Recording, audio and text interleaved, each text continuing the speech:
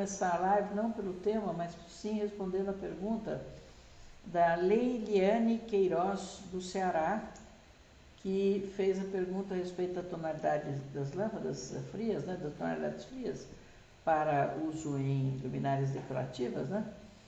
Então, vamos começar por aí. Depois tem uma outra moça também, a arquiteta Ana Fernandes, fez uma pergunta interessante sobre ultraveio e infravermelho em lâmpadas fluorescentes e vapores metálicos LED. Então, eu vou começar falando sobre a dúvida da Leiliane, que eu respondi na semana passada, mas não respondi com a mesma clareza que eu pretenderia. E é um assunto que eu gosto bastante, ou seja, que já percorreu muito aqui as minhas considerações, né?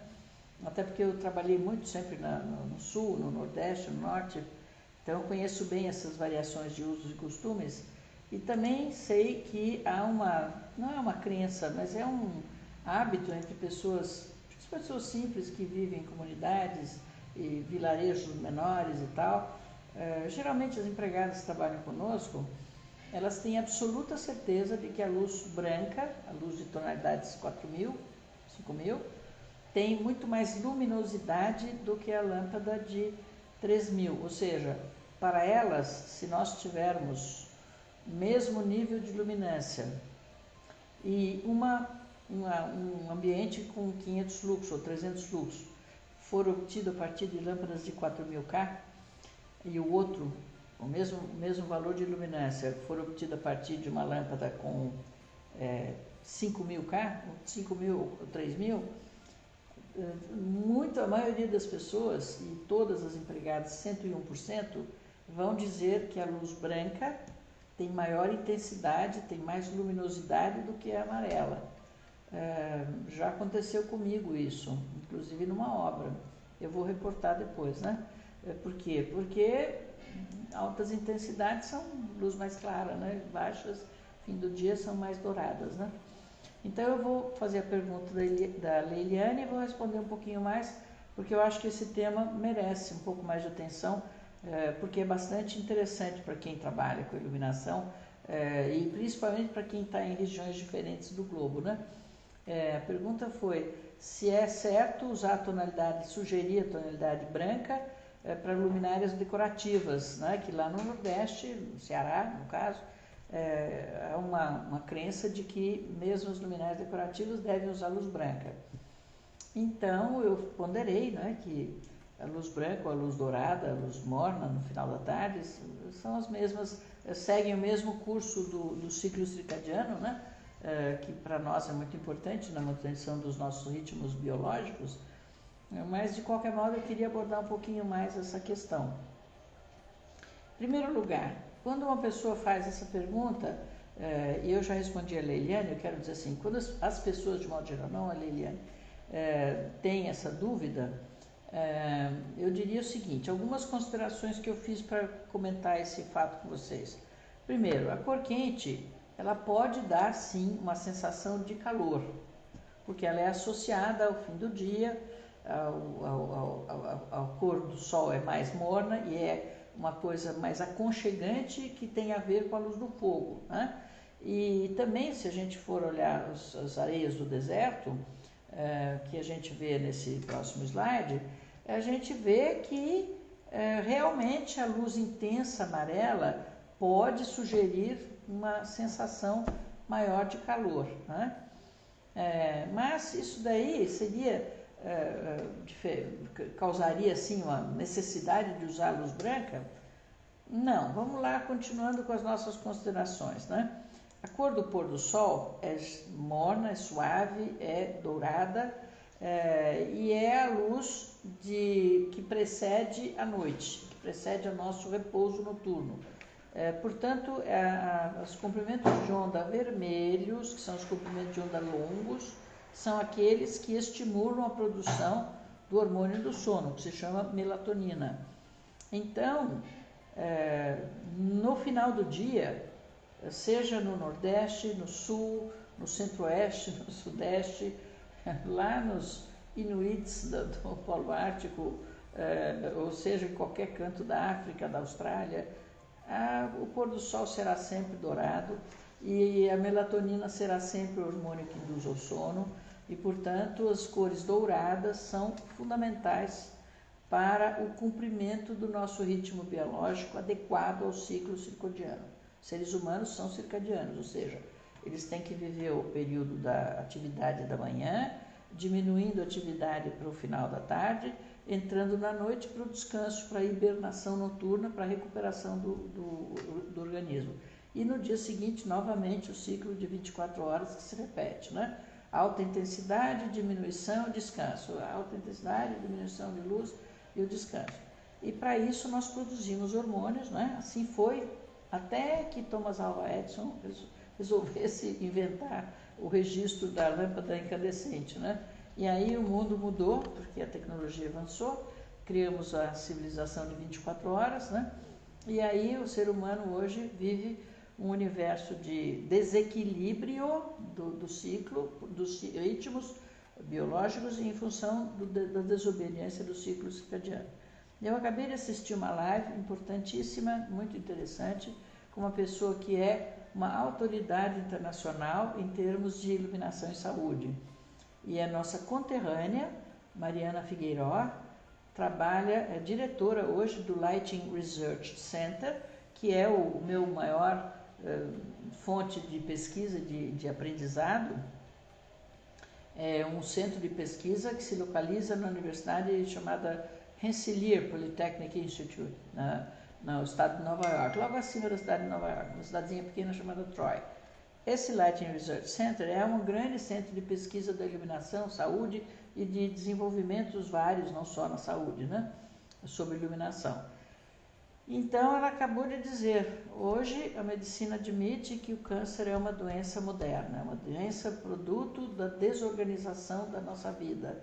Isso tem muito a ver com a civilização de 24 horas, com a troca do dia pela noite, a quebra dos ritmos biológicos, etc. Então, eu comentei na minha primeira palestra, quando eu tinha 10 anos de formada, portanto, há 40 e poucos anos atrás, eu comentei, 40 e tantos não, 44 precisamente, né? Eu tenho 54 anos de trabalho, tinha 10 anos de formada quando eu dei uma palestra. E eu falei naquele dia que, para mim, a entrada da noite, iluminação do jardim, uma palestra sobre paisagismo, precisava ter a luz dourada do final do sol, porque para mim era muito importante ir dormir com a luz dourada do pôr do sol, porque eu sou muito circadiana. Eu não usei a expressão circadiana, mas eu dizia, para mim, a mudança do dia e da noite é um fundamento, né? Ou seja, todos nós não precisamos conhecer ciência da iluminação. Nós sabemos disso porque somos seres da natureza da Terra e, portanto, precisamos dessa variação de luz fresca e muito intensa na manhã, luz diminuída, mais amena à tarde, luz dourada no pôr do sol de muito pouca intensidade e a entrada da noite que nos serve o organismo, nosso organismo é atendido na nossa necessidade de dormir, que é importantíssima para a saúde. Ela voltou, a Mariana acabou de frisar isso. Ela não entende por que se fale tanto em alimentação e não se fale no sono e na iluminação, que é indispensável para o bom desempenho da saúde humana no aspecto sono. O sono é responsável por muita coisa importante do organismo e ele é causador, a falta de sono é causador de muitas doenças, né? Principalmente indução a doenças degenerativas como Alzheimer. Acabou de falar isso agora, né? Então, vejam, se a melatonina é produzida no final da tarde, ela é produzida com as radiações vermelhas, que são predominantes no final da tarde. Portanto, a cor adequada ao final da tarde, aquilo que eu sentia, mas hoje eu posso dizer que é verdade, é a cor dourada, é a cor de temperaturas menores do que 3.000 K, né? Não é a luz acima de 4.000. Então, as luminárias decorativas são principalmente as luminárias que nós usamos em casa à noite. Então, como usar a luz branca no final do dia? Muito estranho, né? Da mesma maneira que a luz dourada é apropriada para a entrada da noite, para o sono, a luz da manhã, a luz fresca, que estimula o exercício físico, o alto metabolismo, etc.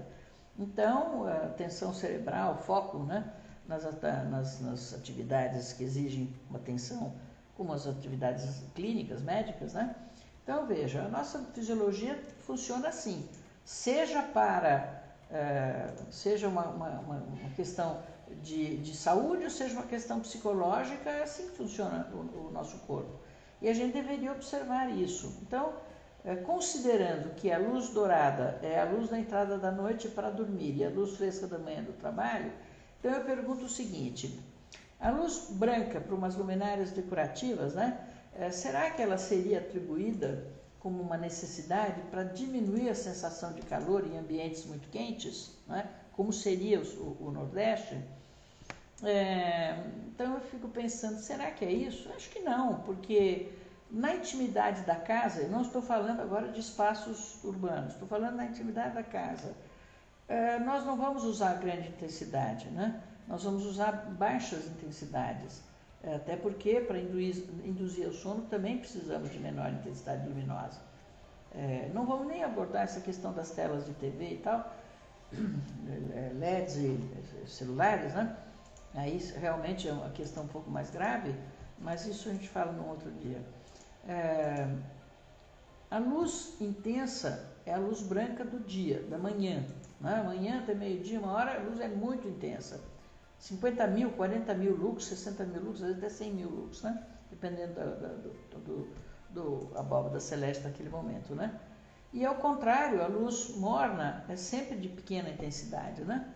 Existe essa noção clara para nós, e isso é uma daquelas coisas que a gente sabe intuitivamente que vem lá da nossa experimentação ancestral. São milhares e milhares, centenas de milhares de anos vivendo nesse ciclo da luz fresca da manhã, da luz morna da tarde, muito intensa na luz fresca e pouco intensa na luz do final da tarde. Então existe até um estudo de um pesquisador chamado Kruithof. Ele fez um diagrama onde ele relacionou no eixo X as temperaturas de cor, 2.000, 3.000, 4.000, 5.000, 6.000, 7.000 K. E no outro eixo ele relacionou as iluminâncias do ambiente, né? 10, 100, 1.000, 10.000. Aí ele fez uma pesquisa de campo e anotou a preferência das pessoas para a relação cor da lâmpada com quantidade luminosa. E o que ele obteve foi uma curva em que, na parte de baixo, ou seja, nas altas temperaturas de cor, de quanto mais a luz vai se tornando branca, azulada, e mais se baixa a intensidade luminosa, o resultado é desagradável.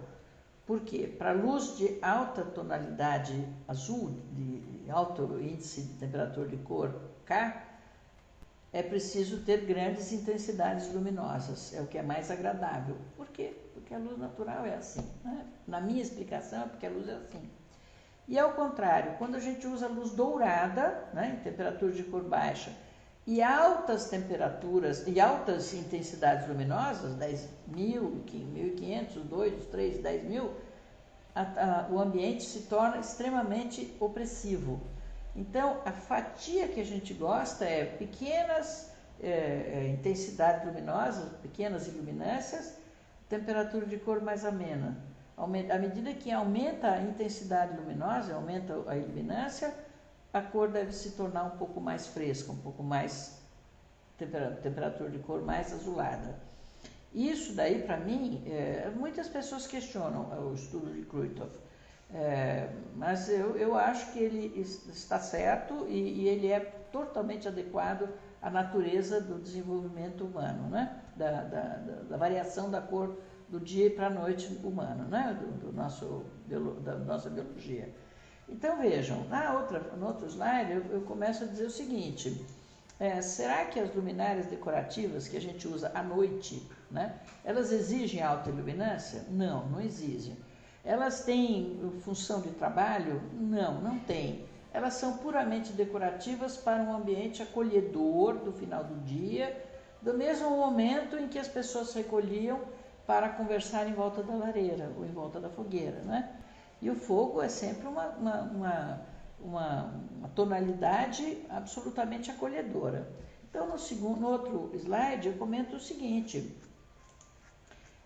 se não é pela intensidade luminosa, por que as pessoas sugeririam, né, como disse a Leiliane, que é uma regra hoje de que as luminárias decorativas também têm que ter luz branca?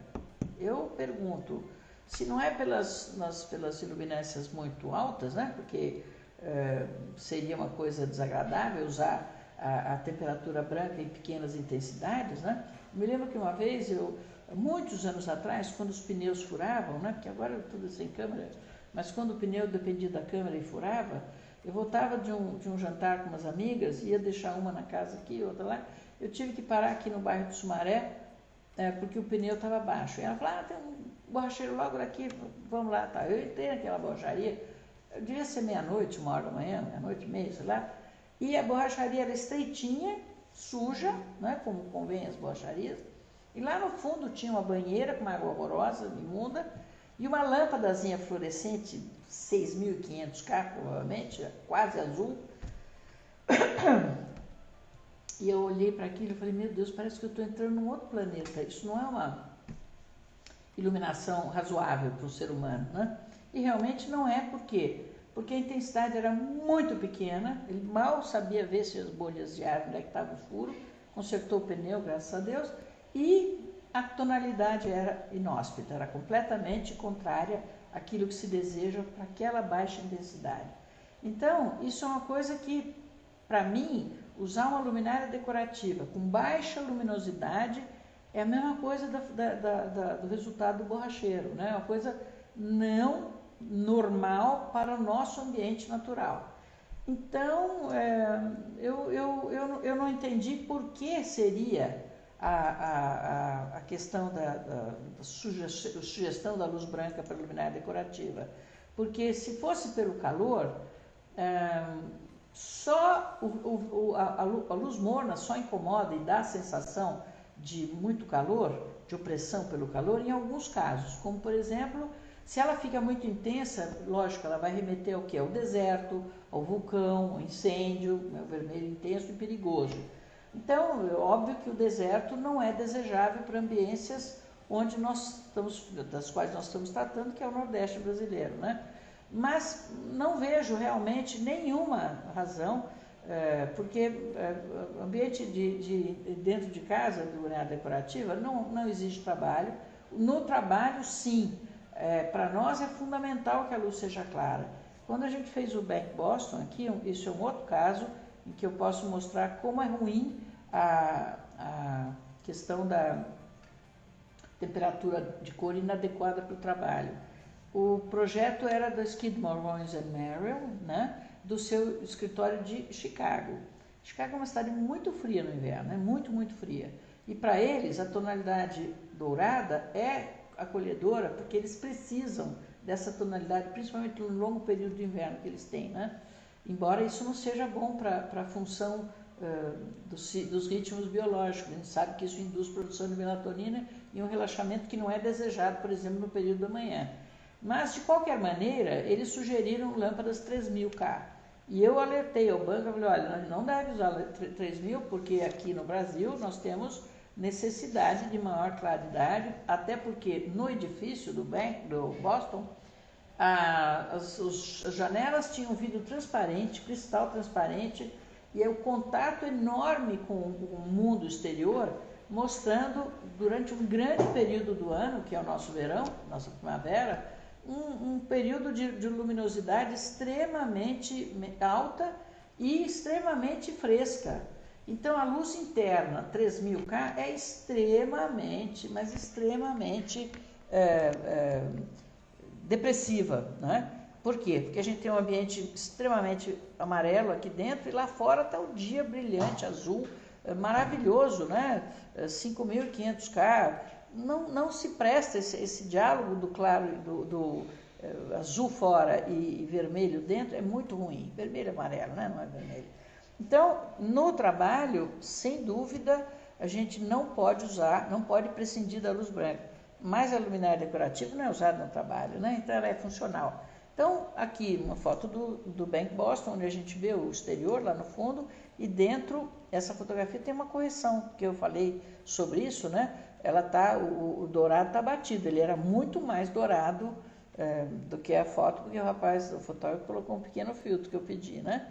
Então, na minha conclusão, não há motivo algum para se usar, nenhum motivo, nem cientificamente, nem psicologicamente. Eu também não acho inteligente, porque se a gente percorre esse tipo de argumentação, não vejo por que usar a lâmpada decorativa com luz branca, né? Mesmo no Ceará, qualquer lugar, à noite ela precede o final do dia, o sol se põe vermelho, mesmo nos lugares quentes, então a gente deveria acompanhar esse ciclo, né? Então eu espero que a Leiliane tenha ficado satisfeita com a resposta, e eu vou dizer mais uma coisa. Ontem, coincidentemente, a minha empregada, que eu quero muito bem, Maria, comentando, não me lembro o que, falou para mim, para minha secretária que estava do lado, falou assim: não, mas essa luz, dona Esther, a gente lá na Bahia, a gente não usa essa luz aqui não. Era uma lâmpada cor 3000, né? LED 3000. A gente só usa aquela mais clarinha. E eu falei, o que vem a ser a mais clarinha, né? Queria justamente saber da temperatura de cor. E depois de muito tempo, ela acabou me mostrando, numa área externa, uma luz provisória que a gente tem lá, é uma luz fluorescente compacta ainda. Eu abomino essa lâmpada, mas tem lá, ficou da obra alguma coisa, e ela falou, é desse tipo aqui, mas não é dessa cor, ela é bem mais clarinha. O clarinha dela é o 4000K, né? E eu falei, por que vocês gostam dessa? Ah, não sei, todo mundo usa. A gente fala que essa luz dá mais luz, essa cor dá mais luz do que a amarela. Então a gente compra porque é mais barata, né? Ou seja, se você compra a mesma lâmpada pelo mesmo preço, uma tem menos luz, outra tem mais luz, essa é mais barata do que aquela, que é uma conclusão correta, né? Então, é verdade que as pessoas, né, têm essa noção de que a luz branca é mais intensa, e não são só elas não, porque quando eu fiz a antiga sede da Claro, né, o edifício original, que era quadrado, vazio no centro, nos 4 cantos, todas as luminárias estavam axiais, né, em relação ao centro, e nos cantos, para não fazer uma confusão do diagonal, eu usei luminárias circulares. Naquela época só tinha fluorescente compacta para esse fim. Então eu especifiquei tudo cor 4000, mas eles puseram 2700 nos cantos. E quando acabou a instalação, eles começaram a funcionar, o mobiliário pronto, tudo, eles me chamaram dizendo, dona Esther, está muito ruim a instalação, tem muito pouca luz nos cantos. Pouca luz? Eu pus mais luz lá, né, no começo, porque a depreciação da fluorescente compacta é maior, né? Então, como é que pode? Não é possível. Deve ter em torno de 600, 620 lux, não é possível, né? Aí peguei o carro e fui lá, não, tem que olhar isso. Aí você vai com calma e vai pensando e diz assim, já sei, eles devem ter trocado a cor. Se trocou a cor, eles vão achar que está menos luz. É verdade que vão achar menos luz. E de fora já vi que tinha diferença da cor, né? Aí cheguei lá, peguei o luxímetro, medi, de fato no fluorescente tinha 580, 590, e na fluorescente compacta tinha mais de 600, 630, por aí, né? Aí eu pus a mão, vi claramente, é visível, né? Essa diferença é bastante visível. Aí todo mundo chegou e falou, viu como está mais escuro aqui? Eu falei, está mais escuro? Então vamos lá. Vamos ver pela medição. Eles não conseguiam acreditar que tinha mesmo a maior quantidade de luz na temperatura de cor amarela. Por que isso? Porque o nosso inconsciente associa o tom amarelo à menor intensidade luminosa, e contra isso não há o que fazer, né? Então por isso que eu acho que é muito ruim selecionar a cor branca para uso noturno, que é extremamente inóspito, né? E não consigo entender por que não usar o dourado, né? Por exemplo, eu mostrei pouquinhas fotos aqui agora, só para ver que ambientes podem ser claros, né? Eu, por exemplo, preferiria, a essa foto que eu estou mostrando, eu preferiria alguma coisa um pouco mais dourada, né? Para um ambiente de destaque. Por exemplo, eu comparo essas outras duas fotos, a de cima é bem branca, então, pela questão que foi dita agora, tanto pela intensidade como pela ausência pela diminuição de calor, as salas de cima seria muito mais condizente com esse princípio, não com o meu, né? Mas, de qualquer modo, para mim, a sala de cima é extremamente desconfortável do ponto de vista do aconchego social, né? Da reunião, da convivência social. Em passo, que é o passo que é de baixo, é clara, mas é muito mais estimulante do ponto de vista da tonalidade geral, que é dourada, que é mais macia, né? E, por exemplo, no final do dia, seja Ceará, seja o lugar que for, né? A gente pode ver que a relação com o fogo é sempre a mesma em qualquer canto do mundo, né? No Ártico, né? Aquelas noites contínuas durante meses, né? As pessoas precisam muito dessa cor. E na África também. Então, eu não vejo relação nenhuma. Aqui eu peguei uma foto de um terraço, né? Claro, porque tem bastante luminosidade. Mas o que precisa disso? Porque é no Nordeste, eu não vejo nenhuma necessidade. E aí eu pus uma fotografiazinha bem dourada, uma solução que eu adoro, né? O Nordeste usa muito essas lampadinhas. Nossa colega Ana Fernandes. Um minutinho para a gente botar aqui a minha resposta para Ana Fernandes, que é bem pequenininha, mas é bem legal, porque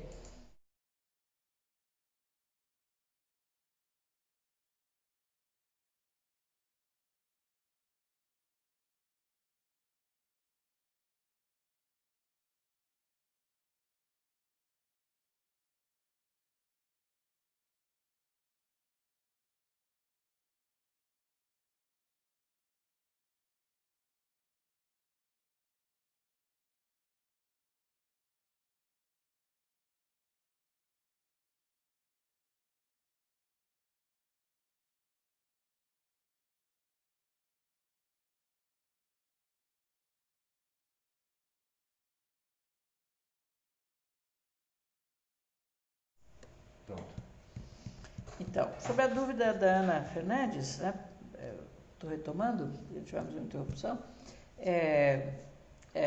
Muitas vezes, quando as pessoas trazem as suas dúvidas, nós acabamos por entender qual é o estágio das pessoas, né? E o que é útil para incluirmos em aulas, né? É muito, muito importante que vocês façam perguntas, viu?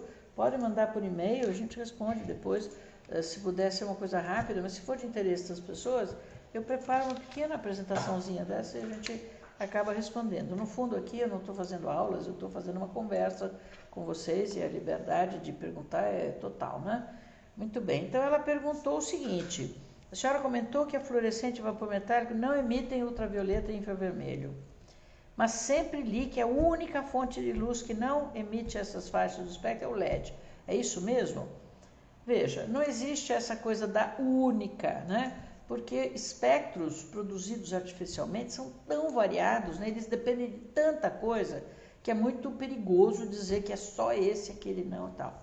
Também vou dizer uma coisa que eu não tenho certeza absoluta, mas eu também aprendi há muito tempo atrás, 30 ou 40 anos atrás, quando fiquei sabendo que havia uma alta emissão de ultravioleta nas lâmpadas fluorescentes, de 40 watts, grandes, aquelas antigamente, né? Aí, pesquisando com este fornecedor, aquele, né, é difícil às vezes arrancar informações dessa natureza dos fornecedores de lâmpadas. Porque não são perguntas habituais, né? Então, o que eu fiquei sabendo é que sim, havia uma emissão de ultravioletas, mas os fabricantes já haviam colocado filtros para diminuir essa emissão de ultravioletas. Então, os fluorescentes acabaram por quase não ter emissão de ultravioleta, né? Ok, ultravioleta é um comprimento de onda que tem 3 segmentos, né? Logo abaixo dos 380 nanômetros, né? Até 200, mais ou menos, né? E o primeiro pedaço da radiação, logo abaixo do violeta, é benéfico à saúde em geral. Ele, inclusive, os comprimentos, os raios raios curtos de comprimento de onda até 300 nanômetros, mais ou menos, são muito utilizados na medicina, né? O corpo humano usa o ultravioleta da luz natural, por isso que a gente deve tomar sol antes das 10 da manhã, onde predomina esse comprimento de onda. Depois disso já entram os ultra B e C. O C é altamente prejudicial à saúde, porque é o que causa câncer, essas coisas da degeneração das células, né? Então, a nossa preocupação realmente é com o comprimento de onda benéfico, ou seja, nós queremos ter o ultravioleta A e não queremos B e C. Que eu soubesse, as fluorescentes tiraram demais o ultravioleta, né? Mas tudo isso ficou um pouco nebuloso. Eu até, pela pergunta dela, vou querer retomar esse assunto, porque, como digo, depende muito de informação de fabricantes. E agora que essas lâmpadas já saíram do foco da iluminação, pela entrada dos LEDs, fica mais difícil obter essas informações. Mas, de qualquer forma, é o seguinte, não podemos também não ter nada de ultravioleta A, o que é um probleminha no LED, né? Por isso a gente tem que tomar luz natural de manhã. A gente deve ter bastante luz natural. Todo mundo que puder, né, tem que trabalhar em ambientes de muita luz natural. Principalmente agora que estamos em casa, aproveitar os terraços, os lugares onde há muita dissipação da luz natural, principalmente a que vem frontalmente, né, porque é aquela que vai afetar a nossa retina, de maneira que a gente vai aproveitar esses raios que são benéficos à nossa saúde. Mas voltando ao ultravioleta, sim ou não, né? O infravermelho também é menos prejudicial, ele é inclusive usado para tratamentos de ortopedia, né?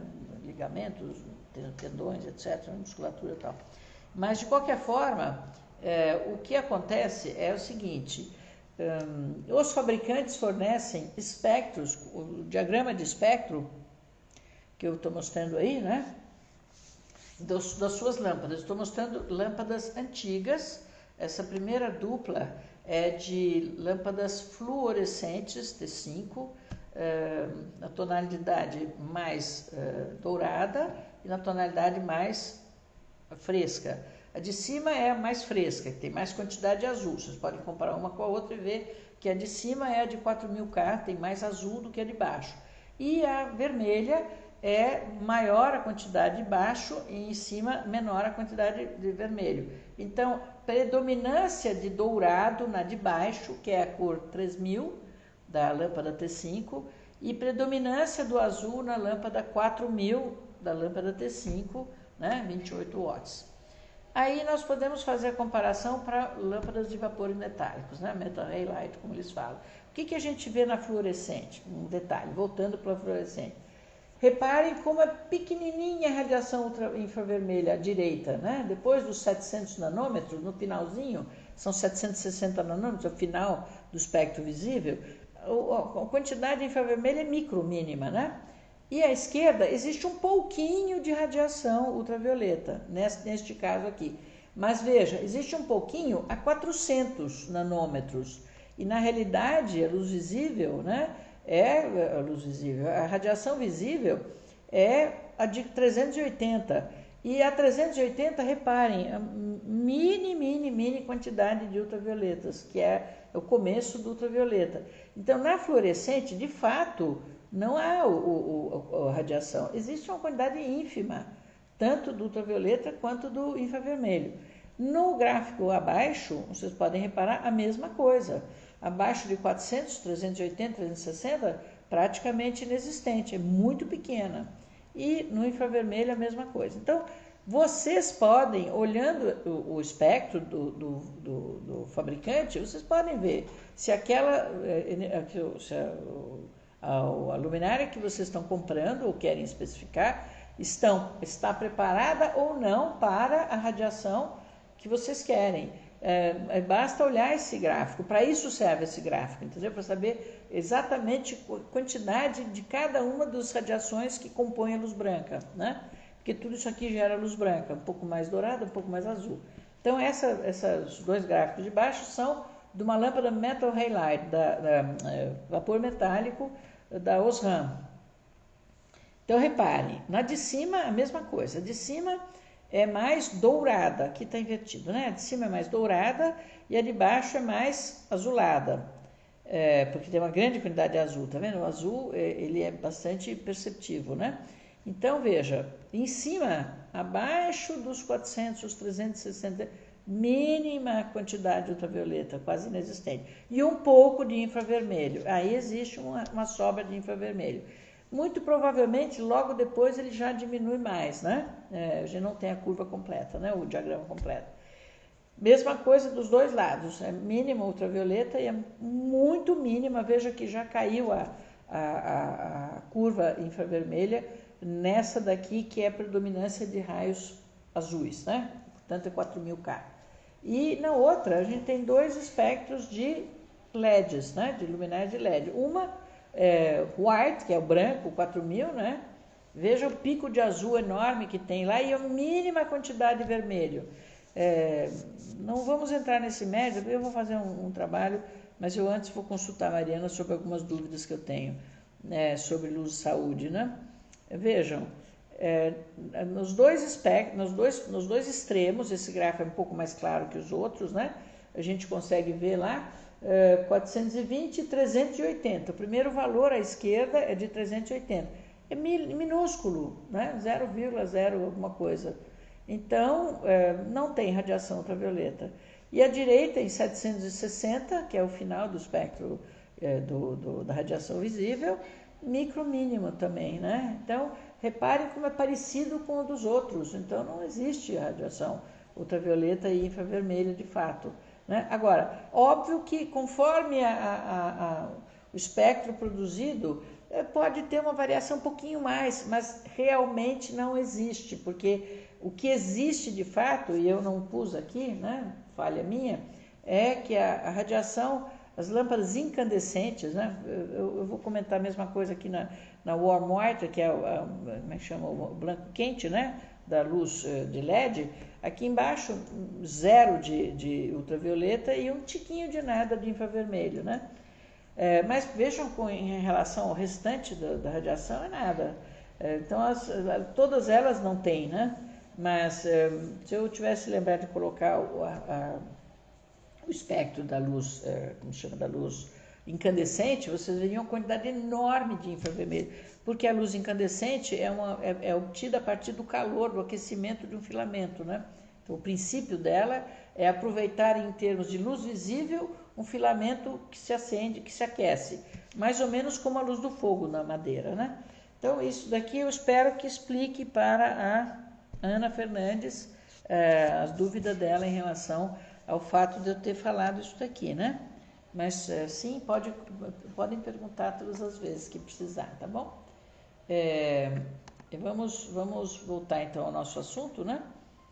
Que seria vamos lá. Não é este aqui, né? Então vamos lá. Planos de mesas de cozinhas, salas de estar e jantar, né? A gente tem um pouco de tempo ainda, né? Tem 10, 15 minutos? Tem. Eu me estendi mais do que queria, viu? Todas as vezes que tem essas perguntas, eu acho que algumas perguntas são interessantes porque elas são básicas, né? Para a prática profissional. Então, a gente precisa realmente atender as dúvidas, né? E lives, aliás, são mais para isso mesmo, né? Eu não estou dando aula aqui, estou só conversando, né? Muito bem, então eu vou passar direto adiante pelas premissas, porque nós já repetimos as premissas e quem desejar pode olhar depois, é a mesma coisa que para os outros ambientes que nós discutimos agora, né? Eu vou passar direto ao ambiente em si, né? Essas mesas de cozinha, né? Para facilitar o nosso andamento, né? Mas as pessoas poderão, com certeza, olhar se desejarem olhar a primeira parte, a introdução, pode olhar no YouTube e aí podem ver a apresentação da introdução, que é simples, né? Então, o plano de mesa de cozinha, né? Eu vou falar rapidamente quais são os quesitos para fazer comentário depois, né? Primeira coisa, a mesa de cozinha ou de copa, aquela que se anexa ao ambiente da cozinha, que é uma mesa, digamos assim, que ela pode estar destacada do ambiente da cozinha, mas ela faz parte do mesmo, né? Ela não é sala de jantar, de jeito nenhum, né? Eu, por exemplo, acho muito melhor ter uma cozinha com uma mesa agradável, que possa fazer uma refeição rápida, do que fazer uma sala de almoço. Então tem a cozinha, a sala de almoço, a sala de jantar. Isso é uma repetição de funções que eu acho desnecessária, né? Mas enfim, tem muita gente que usa sala de almoço e nada a ver, né? Mas veja, a mesa na cozinha, ela tem uma permanência muito restrita, moderada, né? Mas ela é de uso diário. E o que mais conta para essa mesa, apesar do ambiente e tudo mais, é a questão da face, né? Como em todos os planos de estar, jantar, lugares de trabalho, lugares de reunião, onde há pessoas reunidas, a iluminação da face é a coisa mais importante. Então, a iluminação da face é aquela iluminação frontal, né? Ela não pode ser de cima para não dar sombras. Os planos devem ser claros, porque assim, se houver iluminação frontal em cima, a reflexão do tampo vai melhorar muito a homogeneidade, né? A uniformidade, a eliminação das sombras que prejudicam a visualização da pessoa, né? A acuidade visual, visual tem que ser muito boa. O ofuscamento é proibido, como sempre, a gente já falou, né? Como o sol na cozinha, proibido, não pode passar do ponto. E a impressão emocional deveria ser adequada não só ao ambiente da cozinha, mas também ela deveria ser um interlúdio, ou seja, um intervalo nas atividades da cozinha. Então, se as moças que trabalham na cozinha vão almoçar, elas precisam ter um momentozinho reservado, diferente do ambiente da cozinha. Então, se a cozinha for mais clara, né, é desejável que as cozinhas sejam claras, né? Vou até comentar isso, já que comentamos de cor, né? Acabamos de falar de cor. A cozinha é um ambiente de trabalho predominante, então ela deveria ter a luz fresca da manhã, porque as pessoas que trabalham lá têm que cumprir o seu ritmo, para cumprir o seu ritmo biológico, tem que se adequar ao ciclo circadiano. Então, seria uma iluminação com luz muito branca. Mas para quem vai jantar à noite, se você chega do cinema, de uma festinha, e você vai fazer um sanduichinho, tomar um Toddy, um café qualquer, você vai para a cozinha, seria melhor que ela fosse uma lâmpada dourada, né? Que ela tivesse a cor dourada, porque, aliás, você já está na modulação de dormir. Então, é muito comum, e eu acho que hoje em dia é fácil. Antigamente eu só conseguia fazer isso em casas muito sofisticadas. Mas hoje em dia, com LED, você pode fazer duplo sistema, um branco para trabalhar durante o dia e um dourado para trabalhar à noite, né? 2.500, 2.600 para de noite e 3.000, 4.000 com 3.500 para dia. Então, hoje em dia é muito fácil adequar essas tonalidades, né? É mais ou menos a mesma coisa que circulação de hotel, né? Eu lembro bem, falando de Nordeste, né? Eu estava num hotel em Recife, a Praia de Boa Viagem, né? Claro. E o dia era lindo, o céu azul, o mar estava lindo, as folhas verdes das palmeiras, né? Eu tomei banho, me preparei, tinha que tomar café rápido, porque o motorista lá da empresa lá ia me pegar às 8 horas. Então, quando eu desci, abri a porta do corredor, imediatamente a luz era assim, 80 lux, 70 lux, assim, escuro, tapete escuro, aquela ambiência de quando você está chegando do teatro à noite, está cansado, vai dormir. Não era para o início do dia. Então, obrigatoriamente, as circulações de hotel que servem momentos diferentes tem que ter duplo ou triplo sistema também de cor e intensidade, né? Cor multiplicada a intensidade. Então, vejam, a impressão emocional dessas mesinhas pode ser de um recorte da cozinha. Então, elas poderiam ter uma luz mais adequada, tanto de tonalidade quanto de solução, né? Se a iluminação da cozinha vem por cima, a gente poderia fazer uma particularização nesse caso, né? A diversidade, nesse caso, é bastante importante, né? Então, a luz frontal difusa da face, né? Os contrastes têm que ser muito calmos, né? Não pode ter nada exagerado, mas sempre a diversidade é desejada. Diversidade visual é em qualquer lugar, né? Então, a gente pode observar isso. Vamos fazer alguns comentários de algumas das fotografias aí. A gente fica pegando fotografia que tenha coisa para dizer, para ser útil, né? No caso aqui, essa mesinha, ela usa o mesmo sistema difuso da cozinha. Se para a cozinha difuso é bom, vejam que aquele armário que está sobre essa mesa, ele tem iluminação, a gente vê o reflexo da linha luminosa, né, a linha difusa, na superfície do armário. Por que a gente vê? Porque o acabamento é brilhante, né? Se o acabamento não fosse brilhante, a gente teria uma visualização muito mais confortável, né? Então, o acabamento brilhante, muito ruim, né? Por isso que a gente recomenda não usar o acabamento brilhante. Mas, de qualquer forma, essa mesa carece de um certo interesse visual. Porque a luz difusa, só ela é monótona, é cansativa, é desinteressante, né? Aqui, por exemplo, existe luz difusa, mas combina-se a luz difusa com três pendentes em cima da mesa. Então a mesa já ganha um interesse visual muito maior, né?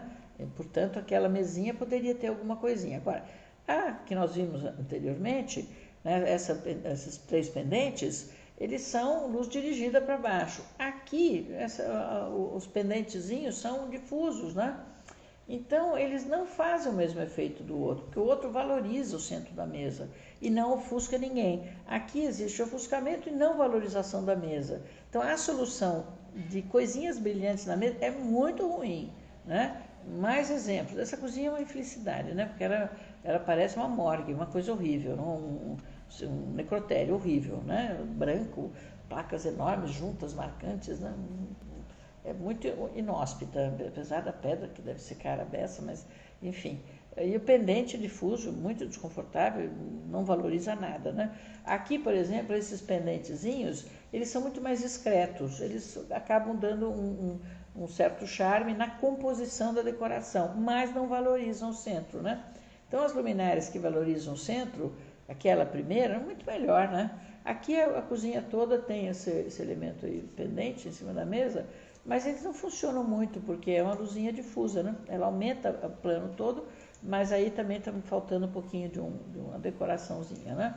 Aqui já, apesar de que o pendente, aqui na parte de baixo, é bem grande, mas ele valoriza o vasinho de flores e com isso ele dá uma certa animação, uma certa diversidade visual. O outro eu coloquei mais interessante porque o pendentezinho tem um cabinho tão pequeno, né? Um pendente, um suporte tão pequeno, muito desproporcional em relação ao tampo, né? Então o tampo acaba ficando sem graça também, da mesma forma, né? Aqui a gente já tem uma solução que tem um pouquinho mais de interesse sobre o tampo da mesa, mas a combinação da cor azul, né? Verde, azul quase 5.000K, isso, né?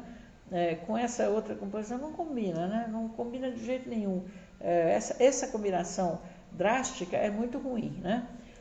A outra aqui é uma solução que eu reputo assim horrível em termos de forro, porque o forro muito elaborado, com um monte de linhas, acaba prejudicando o conjunto da cozinha. A cozinha a gente nem vê, a gente só vê o forro, né? Então eu mostro essas coisas primeiro, porque não tem interesse nenhum na mesa, não dá valor nenhum para os suportes ao lado, para os armários do lado, e ao contrário, todos os armários têm uma manchinha, que tem uma luminária encostada nele, não pode encostar a luminária. Quando a gente encosta a luminária, a gente vê a fotometria da luminária, ficou horrível isso, né? Então, aqui pelo menos, embora eu ache a cozinha um pouco escura, mas aí existe a luz no plano de trabalho da pia, existe a luzinha dirigida, os pendentezinhos iluminam bastante o tampo e gera certo interesse. Aqui já de novo existem as mordidinhas, né, que eu não gosto, mas de qualquer maneira, na mesa, essa luminária ela é difusa, ela não faz efeito nenhum na mesa, ela só faz como ela tem uma luzinha interna de faixinha muito concentrada, ela dá uma manchinha, né, uma manchinha na mesa, mas não contribui para uma valorização da mesa como deveria, né? E aqui a gente tem um teto, né, horrível. Esse teto é um desastre, né? E além do mais, ele como a superfície da coifa é de aço, ele fica refletido na superfície da coifa, muito ruim, né? Muito exagerado. E aí eu vou mostrar um ambiente que nós fizemos, né? Eu tive que consertar esse pavilhão. Fizemos o jardim da residência lá em Orlândia, no interior de São Paulo, e o pavilhão foi feito pelo pessoal da decoração, tá?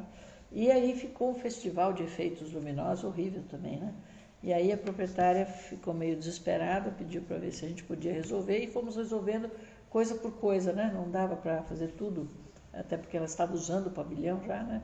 Então a primeira coisa foi tirar uns pendentes tipo luminária antiga de São Paulo, né? Com aquele visor grande, muito brilhante, muito ofuscante, né? E a segunda coisa foi corrigir essas linhas luminosas, né, que ficavam no meio dos pilares, um LED de má qualidade, alta intensidade, a gente tinha os óculos escuros para entrar naquele pavilhão, né? E aí tiramos aquelas pendentes, pusemos um pendente que a gente vai ver na próxima foto, né? É um pendente que tem um controle de ofuscamento absolutamente perfeito, né? Absolutamente perfeito. A Regina, minha amiga colaboradora, né? Faz pesquisa comigo para nossos cursos. A Regina está sentada e vejam que a face dela está iluminada, o tampo da mesa está iluminada, mas quando a gente está sentado lá, a gente não vê o facho luminoso, não vê a fonte luminosa. A gente vê só a borda do refletor sem nenhum brilho desconfortável. Isso se chama boa luminária, projeto do Sr. Fernando Prado, né? Quando a pessoa é competente, ela faz tudo direito, né? E no caso ele projetou muito bem essa luminária. A gente vai começar mesas de estar e jantar, mas a gente está bem em cima da hora, né, André? Sim. É melhor pedir perguntas, né?